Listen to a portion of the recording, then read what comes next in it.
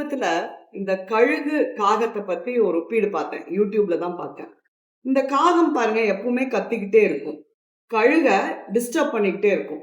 கழுகு ஒரு ஹைட்ல பறந்துட்டு இருக்கையில இந்த காகம் சுத்தி சுத்தி வந்து அதை கொத்துறது நொய் நொய்னு பண்றது அந்த மாதிரி பண்ணிக்கிட்டே இருக்கும்.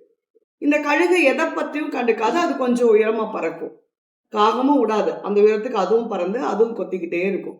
டிஸ்டர்ப் பண்ணிக்கிட்டே இருக்கும். உயர உயர உயர பறந்து கழுகு ஒரு டிஸ்டன்ஸ்க்கு போய் சுத்தி பறக்கறக்க ஆரம்பிச்சிடும். காகமும் அதை ட்ரை பண்ணி அதுக்கு மேல ஆக்சிஜன் இல்லாம கீழே வந்துடும். இந்த காகம் கழுக டிஸ்டர்ப் பண்ற மாதிரி நம்ம லைஃப்லயும் நிறைய பேர் நம்மளை வந்து டிஸ்டர்ப் பண்ணிட்டே இருப்பாங்க. நெகட்டிவா பேசுவாங்க, உண்மையே இல்லாத விஷயங்களை பத்தி பேசுவாங்க. நம்மளும் கழுகு மாதிரி நம்ம ஃபோக்கஸ் என்னவோ உயர உயர பறந்துட்டு வந்தோம்னா ஒரு பாயிண்ட்ல இவங்கனால நம்மளை பத்தி பேசுறதுக்கு எதுவுமே இருக்காது. அடுத்தவங்களை பத்தி பேச போயிடுவாங்க. ஸோ லைஃப்ல நம்ம கழுகு மாதிரி நம்ம கோல் மேல ஃபோக்கஸ்டா இருக்கணும். காகம் மாதிரி இருக்கிறவங்க தன்னை போல போயிடுவாங்க. Happy living.